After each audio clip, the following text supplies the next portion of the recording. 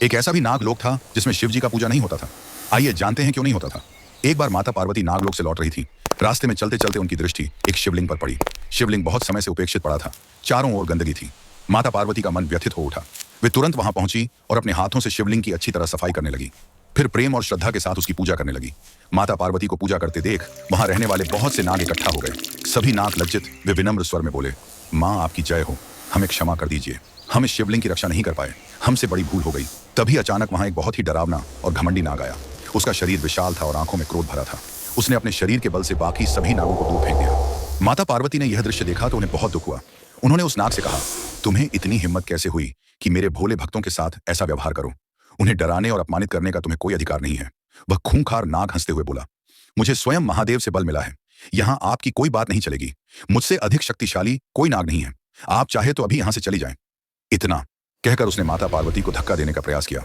उसी क्षण वहां महादेव प्रकट हुए। उनकी आंखों में क्रोध था। उन्होंने कठोर स्वर में कहा, तुमने यह क्या कर दिया? तुमने मेरी प्रिय को अपमानित किया है।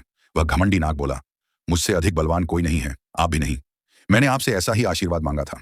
तब माता पार्वती आगे आई और बोली, जो दूसरों को सताता है उसका अंत निश्चित होता है। आज मैं तुम्हें अपनी सामर्थ्य दिखाऊंगी। उन्होंने महादेव की ओर देखकर सिर झुकाया और कहा, स्वामी मुझे ऐसा बल दीजिए कि मैं इस अत्याचारी नाग को इतनी दूर भेज दूं कि वह फिर कभी नागलोक की ओर लौट न सके।